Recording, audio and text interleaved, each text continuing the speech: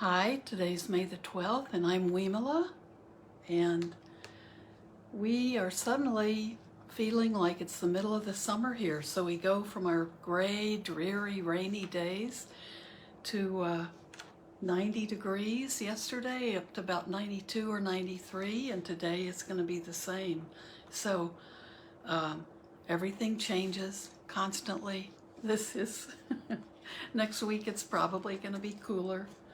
So this is the way life is, right? One day it's great, the next day we get a phone call or we get some information and things change for the good or for the worse. But that's why the Buddhist teachings have appealed to so many of us, because it allows us to see more clearly that this is the way the world is. So we're learning to operate in this world and understand it better so it doesn't get us down. So today I wanted to read a little bit. This is a book that my good friend Todd gave me, Becoming Your Own Therapist, and it's by Lama Yeshe. And he's a Tibetan. He's a Tibetan Lama. He was born in Tibet and educated at the Sera Monastic University in Lhasa. In 1959, he fled the Chinese aggression and continued his study and practice in Tibetan refugee camps in India. In 1969, with his chief disciple, Lama Tubten Zopa Rinpoche, he began teaching Buddha to Westerners at their monastery in Nepal. And in 1974, at the invitation of their international students, those two lamas began traveling the world to spread the Dharma. So they have founded the foundation for the preservation of the Mahayana tradition, and that is a group that has over 30 countries represented. So he is a teacher with a big following, and I'd like to just begin to read a little bit of this book called Becoming Your Own Therapist. And these are from lectures of his, and each one then has questions and answers. So let's read a little bit and see how we like it. And it might be something where we can talk about the questions and answers. Finding ourselves through Buddhism. When we study Buddhism, we are studying ourselves, the nature of our own minds.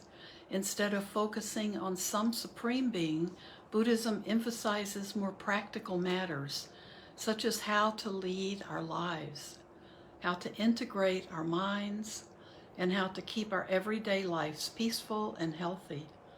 In other words, Buddhism always accentuates experiential knowledge, wisdom. He hyphenates knowledge, wisdom.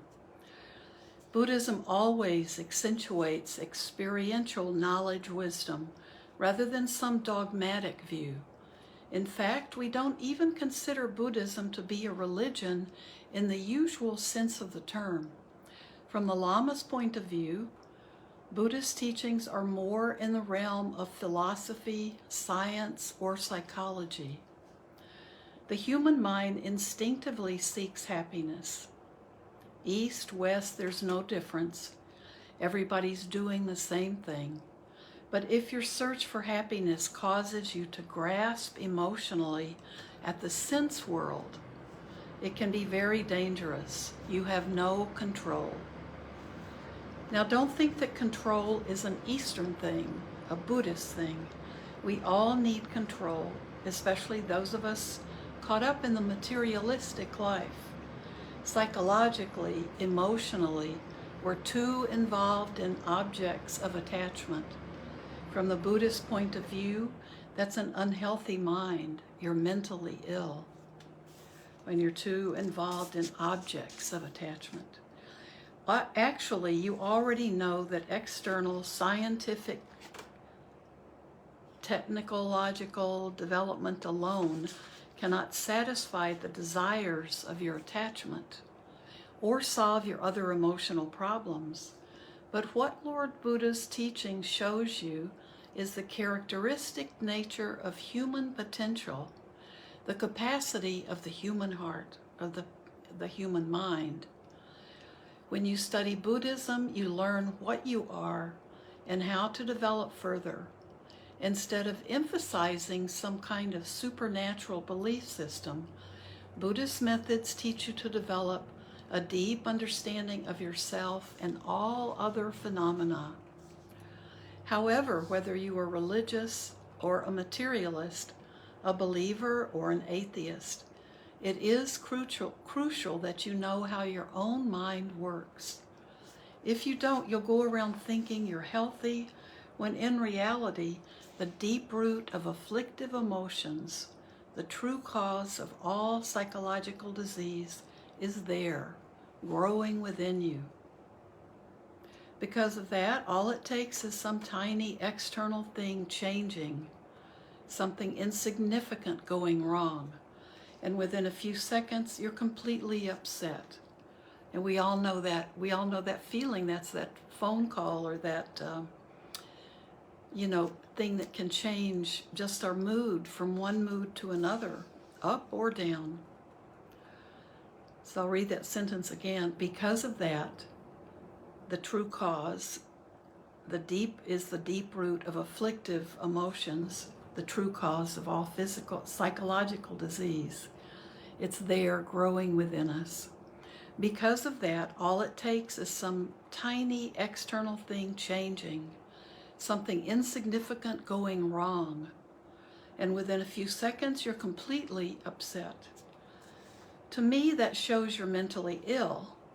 Why? Because you're obsessed with the sense world, blinded by attachment, and under the control of the fundamental cause of all problems. Ignorance of the true nature of your own mind. It doesn't matter if you try to refute what I'm saying by telling me that you don't believe it. It's not a question of belief. No matter how much you say, I don't believe I have a nose, your nose is still there, right between your eyes. Your nose is always there, whether you believe it or not. I've met many people who proudly proclaim, I'm not a believer. They're so proud of their professional lack of belief in anything. You check up. This is important to know. In the world today, there are so many contradictions. Scientific materialists boast, I don't believe. Religious people say, I believe. But no matter what you think, you still need to know the characteristic nature of your own mind. If you don't, then no matter how much you talk about the shortcomings of attachment, you have no idea what attachment actually is or how to control it.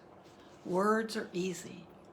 What's really difficult is to understand the true nature of attachment. And this is a question we always have, even as Buddhists.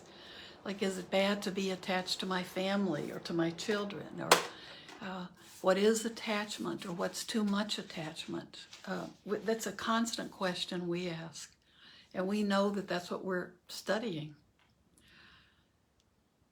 For example, when people first made cars and planes, their intention was to be able to do things more quickly so that they'd have more time for rest. But what's happened instead is that people are more restless than ever. Examine your own everyday life. Because of attachment, you get emotionally involved in a concrete sense world of your own creation, denying yourself the space or time to see the reality of your own mind. To me, that's the very definition of a difficult life. You cannot find satisfaction or enjoyment. The truth is that pleasure and joy actually come from the mind, not from external phenomena. Nevertheless, some intelligent, skeptical people do understand to a degree that material objects do not guarantee a worthwhile, enjoyable life and are trying to see if there really is something else that might offer true satisfaction. When Buddha spoke, and he always gives him the title of Lord Buddha, just out of respect. When Lord Buddha spoke about suffering, he wasn't referring simply to superficial problems like illness and injury, but to the fact that the dissatisfied nature of the mind itself is suffering. No matter how much of something you get, it never satisfies your desire for better or more. This unceasing desire is suffering. Its nature is emotional frustration. Buddhist psychology describes 6 basic emotions that frustrate the human mind, disturbing its peace, making it restless. Ignorance, attachment, anger, pride, deluded doubt, and distorted views. Let me see what These are the 6 basic emotions that frustrate the human mind, disturbing its peace. So, these are mental attitudes, not external phenomena. Buddhism emphasizes that to overcome these delusions, the root of all suffering, belief and faith are not much help. You have to understand their nature. If you do not investigate your own mind with introspective knowledge, wisdom, you will never see what's in there. Without checking, no matter how much you talk about your mind and your emotions, you'll never really understand that your basic emotion is egocentricity, and that this is what's making you restless. Now, to overcome your ego, you don't have to give up all your possessions.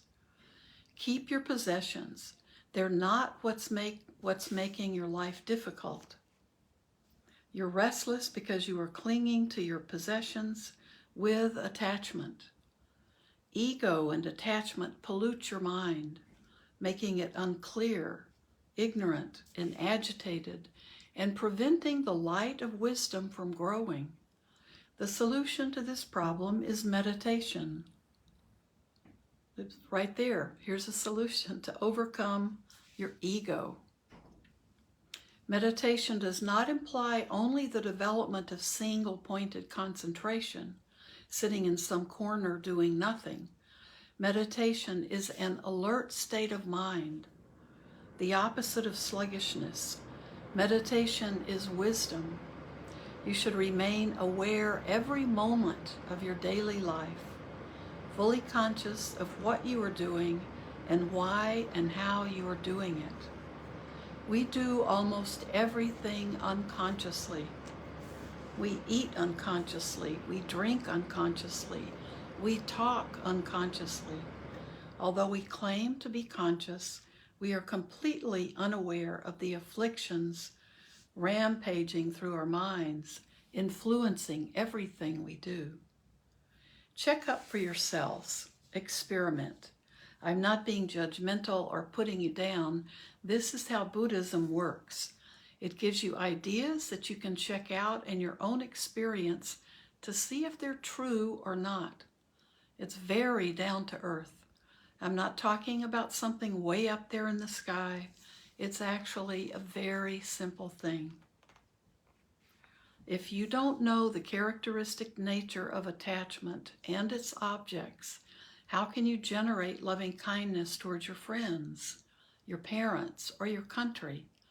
From the Buddhist point of view, it's impossible.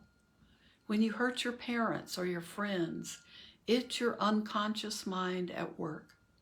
When acting out his anger, the angry person is completely oblivious as to what's happening in his mind. Being unconscious makes us hurt and disrespect other sentient beings. Being unaware of our own behavior and mental attitude makes us lose our humanity. That's all. It's so simple, isn't it?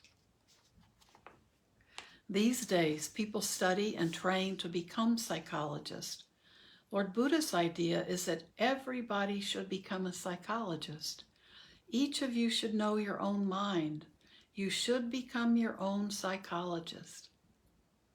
This is definitely possible. Every human being has the ability to understand his or her own mind.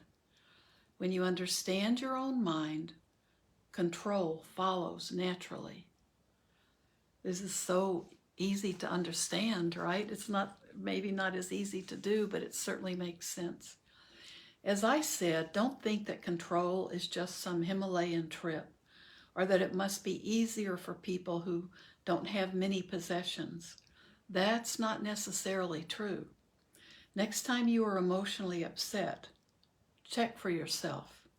Instead of distracting yourself by busily doing something, relax and try to become aware of what you're doing.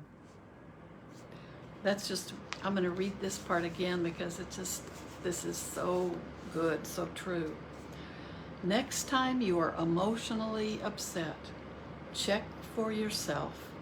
Instead of distracting yourself by busily doing something, relax and try to become aware of what you're doing. Ask yourself, why am I doing this? How am I doing it? What's the cause? You will find this to be a wonderful experience. What's the cause? Your main problem is a lack of intensive knowledge, wisdom, awareness, or consciousness. Therefore, you will discover that through understanding, you can easily solve your problems. To feel loving kindness for others, you have to know the nature of the object. If you don't, then even though you say, I love him, I love her, it's just your arrogant mind taking you on yet another ego trip. Make sure you know how and why. It is very important that you become your own psychologist.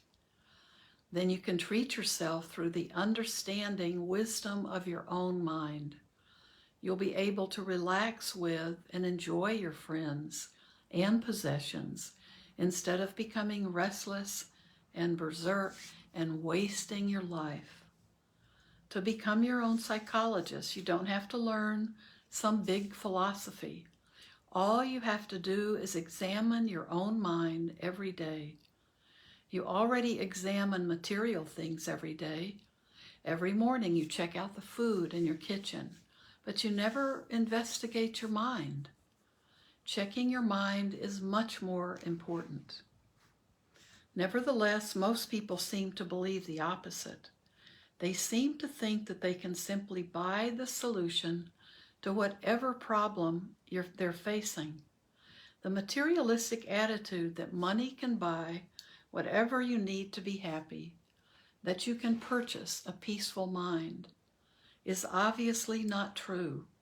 But even though you may not say the words, this is what you're thinking. It's a complete misconception. Even people who consider themselves religious need to understand their own minds. Faith alone never stops problems. Understanding knowledge, wisdom, always does.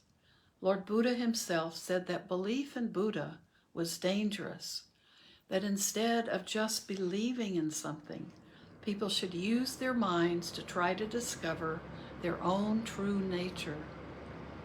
Belief based on understanding is fine once you realize or are intellectually clear about something. Belief follows automatically. But if your faith is based on misconceptions, it can easily be destroyed by what others say. Unfortunately, even though they consider themselves religious, many spiritually inclined people are weak. Why? Because they don't understand the true nature of their minds. If you really know what your mind is and how it works, you'll understand that's what's preventing you, that what's preventing you from being healthy is only mental energy. When you understand your own mind's view or perception of the world, you'll realize that not only are you constantly grasping at the sense world, but also that what you're grasping at is merely imaginary. You will see that you're too concerned about what's going to happen in a non-existent future and totally unconscious of the present moment, that you are living for a mere projection. Don't you agree that a mind that is unconscious in the present and constantly grasping at the future is unhealthy? It is important to be conscious in your everyday life. The nature of conscious awareness and wisdom is peace and joy. You don't need to grasp at some future resultant joy. As long as you follow the path of right understanding and right action to the best of your ability, the result will be immediate, simultaneous with the action. You don't have to think, if I spend my lifetime acting right, perhaps I'll get some good result in my next life.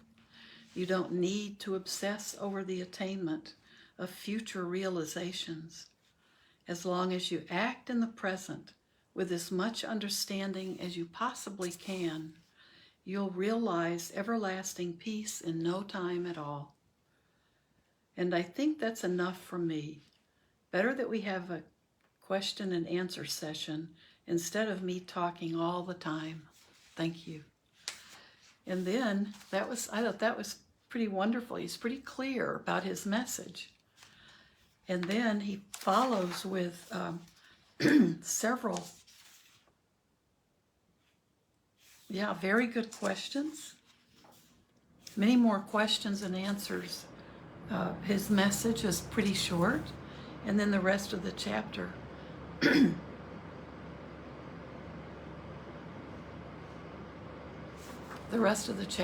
are the his answers. And the next chapter is called Religion, the Path of Inquiry. So I've used up all of our time for today.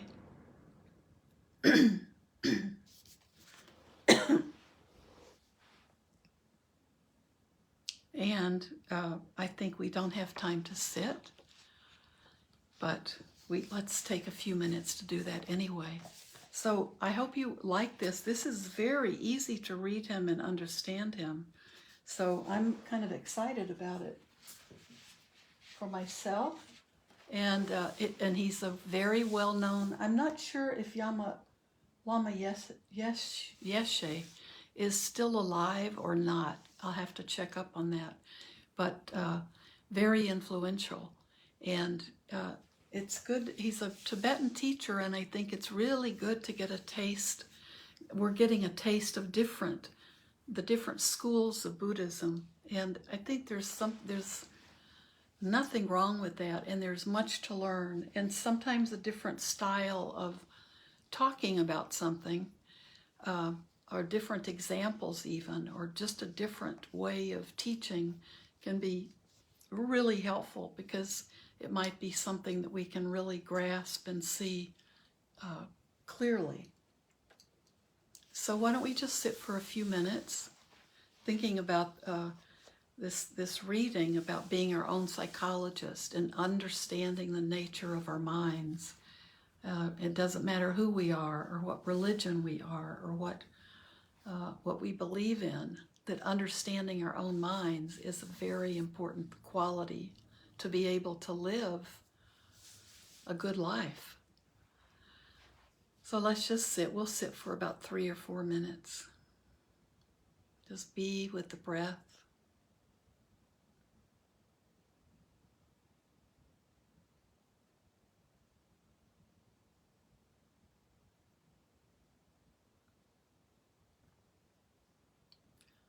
And if you have thoughts arising, maybe from the reading or a question you might have, just allow those thoughts to come and go. You don't need to get sidetracked by them right now.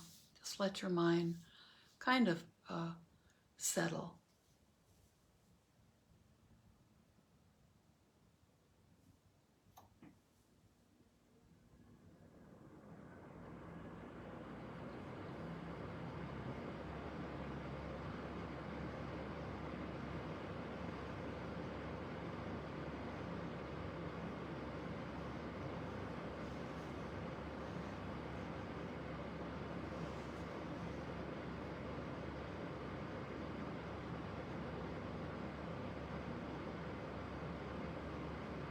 Stay with each breath in and each breath out. And be aware of everything around you, but no need to be distracted by it or to be critical of it. Just let it come in and then let it go.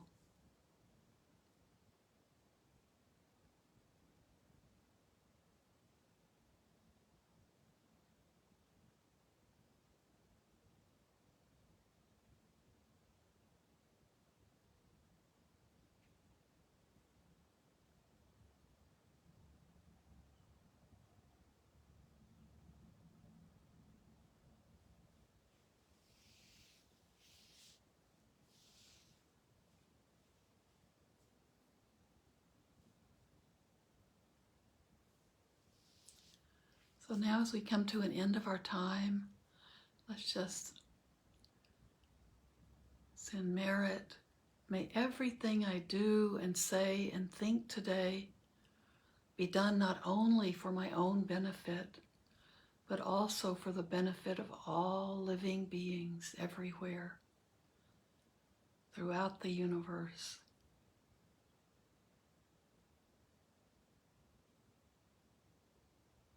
Thank you.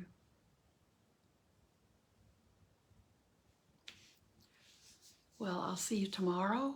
I'm excited about reading from Lama Yeshe's book. I think it's going to be very practical and very understandable, and I think there's wonderful insight from the very beginning, from the very first pages. So this will be a shortcut to becoming a psychologist, but it's just your own psychologist. The more we can understand our minds and the way things work in the world, the happier and the better we can make our lives in the here and now, right in the moment. Okay, thank you so much, everyone, and thank you for being a big part of my practice. See you tomorrow.